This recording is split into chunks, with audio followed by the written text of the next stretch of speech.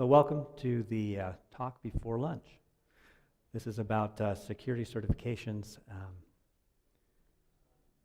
So come on in, sit down. I know we just barely got done with the other one, but we have some time to talk about security certifications. And I was talking to one of the attendees here at SAINTCON, and they were saying, well, I can see you already have certification, so I know what your talk's going to be about. And I said, well, there's more to that. Actually, I can partly blame my first security certification, my CISSP, on pizza. Because when I worked for Symantec, we would get together for study groups, and we would prepare for the CISSP. So we would order pizza, and that was part of my motivation for going there. But once I had my security certification, and I moved to HP, they kept giving me more security work because I had the security certification, even though I wasn't originally doing security work. So let that be a lesson to you. If you want to get into security, get a certification, and then security things will come your way. So we're going to talk about the benefits of a security certification. We're going to talk about your career path a little bit, because everybody has a little bit different career path. I started out as a developer, and then I got into security when I worked for Symantec, and now I do 100% security, so there you go. Community, so the SAINTCON is a community that you guys have chosen to come and participate in. Great community, network security, and security in general. There's other communities as you work on certifications. We'll talk about that because that's a really important part of it. Passing the exam, I'll let you know some of the tips and tricks that I had for passing the exams that I've taken, and then continuing education. So if you want to continue in security and stay up with the things, then you want to do that. Okay, so let's talk about the benefits of a security certification. First of all, you're making a commitment to the security field. So this sends a signal out to those who know you at work, at generally other people too, but you've made a commitment to say, yes, I believe in security and I'm in it for the long haul. Career security. So not only will you have job security, which means you can keep your current job, but if you need to move or evolve your career, you'll be able to move to other places that will help you to learn the things that you want to in your career. Specialization. If you want to stand out to people in the from the other candidates that are interviewing, your security certification can do that. Okay, someone put it back. Team validation. So sometimes I take a ribbing because I have some of these certifications from my team, and that's just part of the thing. But it's also, it does validate you. And then peer networking, like conferences like this, you can meet like-minded people and learn things that will be useful and share your experiences. So I've told you a little bit about my career path. What is your career path? It may or may not include getting a certification. It may be just coming to SAINTCON once a year and getting the badge to work, you know. It's just kind of fun to do. But if you want to really kind of manage your own career, then you want having a certification will help you to meet your goals. What kind of community are you joining? So before you get a certification, you need to do your homework on, you know, what is this organization that provides this certification? Because when you work to get your certification, you become joined with this community. And so it's important for you to see what kind of benefits you get from that association. And also, when you report, if you do continuing education and you report it back to this community, you're interacting with that community. And so the certificate providers become part of your community. Now, I am currently I have several certifications, so I'm associated with the certification providers, but I am also part of OWASP. So that's a Open Web Application Security Projects. And so it's another security area that I participate in. And then what is your passion? The list may be a little bit overused, what's your passion, but really it takes some effort and commitment to be able to stay with the program, to study for a certification, review the things that you've studied, and be able to pass the exam. It takes some real commitment, some time, it takes some resources. The cost of a lot of these certification tests are high. So it's good if your employer, if you can get your employer to sponsor you. But you've got to have the passion to kind of follow through and move forward in your career. So I'm going to talk about a few career paths that you can take and a few specializations here. And this is not meant to be, all-encompassing. We're just talking about pen testing certs, if you want to be a white hat hacker. Security architect, so more, or you could say security manager in some of the cases.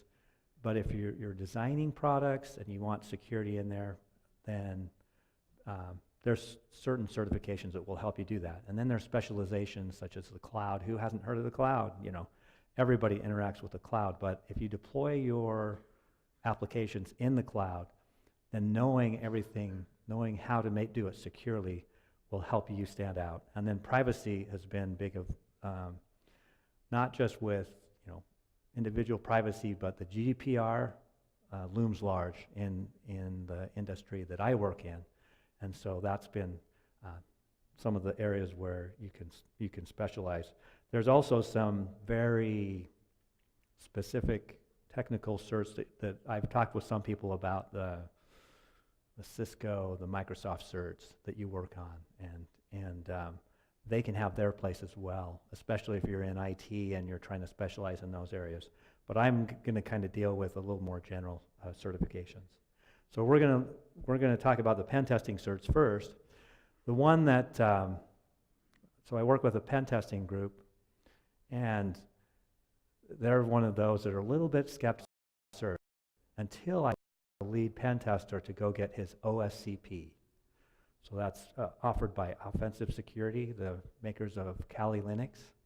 So they provide the training, and then they give you 48 hours to basically hack all the systems, own the systems, and then report on it.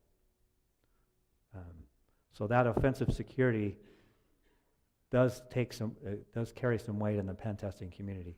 There's a certified ethical hacker. The ones on top are kind of the ones that you want to have, and the ones on the bottom are more ones you're kind of working up toward. Certified ethical hacker is done by the EC Council, and it basically teaches you some of the tools and tricks and how to do ethical hacking. So if you're looking like at job security, then the OSCP and the CEH are probably more prevalent. The GPEN, this is one of the GAC certifications, probably better known to the SANS community. So SANS provides a lot of training in security, and they provide the penetration tester, the GX certified penetration tester. So everything that starts with a G has a certification on it is probably associated with SANS. The CompTIA also has the Pen Test Plus, which just came out in July of this year. So that's new. CompTIA is more on the IT admin side, and I've talked with some people who have their like Security Plus, and we'll talk about that in a bit. But so those are some of the pen testing certs, and let's talk about the organizations. CompTIA I've already talked about. It's more IT certifications. The EC Council provides the Certified Ethical Hacker. One thing to note there, and we can talk about that a little later, is you can get your Certified Ethical Hacker, and they also have a practical exam now that you can do. So they've seen that some of these others have a practical exam, so they they have that as well. SANS is a sysadmin audit network and security. The SANS training, they provide all of the general information assurance certification, security certifications, so it gets a little redundant. But SANS does really good training in different areas, and It's expensive training, but they're generally complete in what they do, and they do a lot of research and have the Internet Storm Center. And so offensive security, like I say, they do the Kali Linux. So it's good to know, who you're joining when you go get your certifications. So now we come back to the passion and to the interests. Why would I be interested in getting an OSCP? Well, you have the skills and you prove it. The CEH, Ethical Hacker, so they have a version 10 now. So they cover kind of the same topics, maybe a little bit less. The GPEN, I've already talked about. The GWAPT, that's the web application. So there's like general certifications like for penetration testers, but like if you want to specialize in web application, then that's kind of the SANS specialization for web applications. The certification I have is the incident handler certification. So that kind of covers some basic hacking and then what to do in case the worst happens, because more often than not it does. And then I've talked about the Pen Test Plus. So we're going to switch a little bit here and talk about security architecture, security management, the CISSP. This is the first certification that I got that took some real effort to prepare for and take. And the way they look at certified information security, information system security professional, is that you basically, the material is a mile wide and an inch deep. So you know a little bit about a lot of things. So you can talk about a lot of things in information security. So it's just kind of a general security certification. But it takes a long time to get experience in those different areas. So the GSEC, again, that's just security essentials. And that's the SANS training that backs that up. And so it lets you know that you know about security, some of the tools that they use, and so forth. I want the CISA system auditor certification is from ISACA, and we'll talk about that in a second. But they do auditing. So if you really like telling people what they have wrong and that they have to fix it, then that's probably the career path that you should take, the CISA or the CISM. CompTIA has a couple, the Security Plus. So if you're just starting with security architecture and so forth, and you're interested in this area, Security Plus is probably a good one to start with. And then the CISSP, for example, takes 5 years of experience to get it. Although you can get a certificate and be an associate until you get your 5 years, and then you're a CISSP. And then the cybersecurity analyst, CompTIA, has that as well. So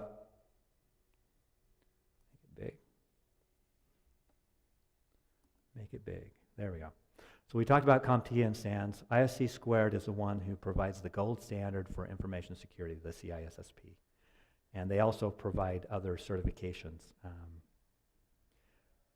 And it's general information security. So that shows you if you want to be in management, you want to do architecture, that's kind of the one for you. Again, the ISACA is the one for auditors. Okay. So the type of topics that you cover with information security is risk management, governance, operations, development. Again, based on the number of years of experience you have, that can kind of help you guide yourself on which certification to look at next. Because really it's basically a journey and not a destination in a lot of cases. You're learning things as you work and as you communicate different things. So in my case, I earned the CISSP, and then I got the cloud certification, and then privacy ones came at the end. All right, so those are, if these are your interests and topics, and that's what you have a passion for, then you should probably look at those certifications. Okay, so now we got to the cloud and privacy certifications. So cloud is still new to the certification realm. ISC Squared has created one called the Certified Cloud Security Professional. And this one, basically, it's cloud for the CISSPs. Again, it's not as much information there as they have in information security, but it still kind of stands on its own. So CCSK was probably the first cloud certification that was offered, and it's basically it's by the CSA Cloud Security Alliance, and so they started putting the best practices together for the cloud and came up with this certification, CCSK. Then ISC² came and talked with them and said, hey, we want to do a cloud certification. So they took some of that material, added some of their own, and that's where you have the CCSP. The Cloud Plus is the CompTIA's certification for the cloud. So again, from your IT and administration point of view. And then the CIPP, this is the privacy certifications that is done by IIPP. And with GDPR coming down the line, basically my manager and I needed to be educated on what this actually meant for us and for our systems. And so that's why I pursued the CIPP certification. So we talked about CompTIA. And we've talked about, okay, so CSA is Cloud Security Alliance. Okay. IIPP is the world's largest information privacy organization. They actually provide more than one cert, so they have the CIPP for the EU, which is a lot of people, it's very popular now, understanding GDPR, and they have CIPP for the US. And then ISC² does the CCSP. All right, so we've kind of gone through, and here's the cloud privacy topics. Again, the CCSP is going to be, you're going to be talking about a lot about the infrastructure as a service and software as a service and those areas, and then as far as governance. And then the Cloud Plus is more general cloud, and then the CIPP is privacy. So what does it take to pass the certification exam? Okay, for those of you who are preparing for CISSP or CEH or some of these, what does it really take to do it? You got to know the material. So there's a lot of books out there, there's a lot of reference material, there's training. But what I've found from my experience is knowing the material and being able to review the material. So in a lot of cases, you're going through a lot of material. And so when I went through the material, I would create questions and so forth. So that's just the way that I learned. And I can make some of those available for those of you who are looking at like the CCSP. But you have to be able to review it and have it in your mind when you're doing the exam and that. And it helps to, having made that commitment to the security community and to this area, to be able to want to retain the information. If you just want to get the information and then just forget it all, it's harder to remember. So you can take the security training, but review the material before you go to the training. I had one case where I went to the training and they offered the exam at the end. And I was sure glad I had gone over the material before, because even though they reviewed everything, I wouldn't have been able to do it without that initial knowledge. Take practice tests if they have them. If they don't, then you can kind of set up your own. And here's my multiple choice exam tip. For those who are doing multiple choice exams, read the question twice. You know, you want to understand what they're actually asking, because you have a lot better chance to pick the right answers if you do that. And then go through every answer, and this is part of the thing. My tip is, if you go from the bottom up, your mind will just want you to go through every answer, right? If you go from top down, sometimes you see the right answer, you think is the right answer, and then there's a better answer further down. So you want to basically understand how you're going to approach that exam. And then you can go back and review the ones that are there. So, certification exam. This is an eye chart, So it's basically based on my research for these security certifications, and basically the number of questions, you have the time, you have the pass rate, and there's the cost, right? So you're going to have different varying things, but it's not cheap in a lot of cases. The CISSP is now $599 to take the test, to sit for the exam. And a lot of the SANS ones that they do, no, they're expensive, and the training's expensive. Probably if you're just looking to do yourself, I'd probably look at the CompTIA ones because they're more affordable for you. But if you can get your employer to pay for sitting for the exam, that would be the way to go.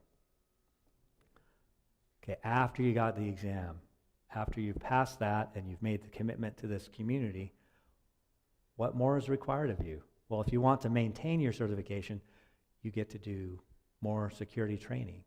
So basically, you can come to places like SAINTCON or DEF CON or DerbyCon and get credit for your certification.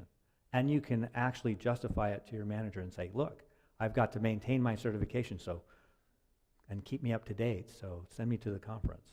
So you do have annual membership fees, and then you have the continuing professional education, which is generally self-reported. And the kind of requirements you have, if that's not for you, then there's only 2 of these certifications that have exams only. But most of them require 20 to, well, it looks like 9 to 40 hours of some training during the year. So there's the cost to maintain those certifications, but there's also continuing education, and you generally report that yourself, or in some cases it's reported for you, especially if the training's done by the organization that you're with. So, security training, you can take the online training or sit for classes. There's some free training out there that you can take. One of my favorites is the Cybrary training. When I was doing the CCSP and I needed to review some topics before I went to the training, I got on there, got the free training, and then went and did the training. There's also some things on lynda.com that kind of goes over all of these, so if you have questions about that. So we have time for a couple questions, or you can just talk to me afterwards. And my information is right here, my LinkedIn email.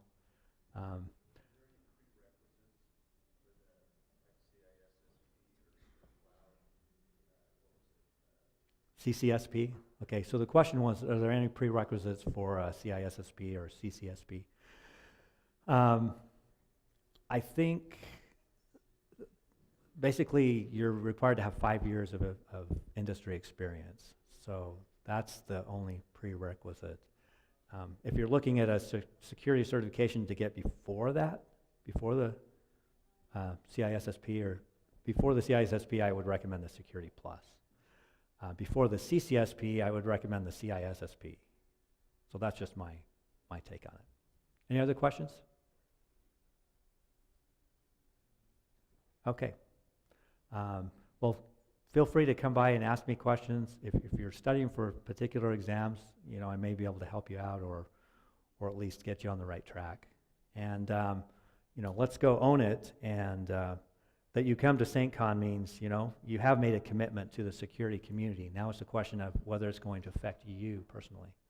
So, thank you.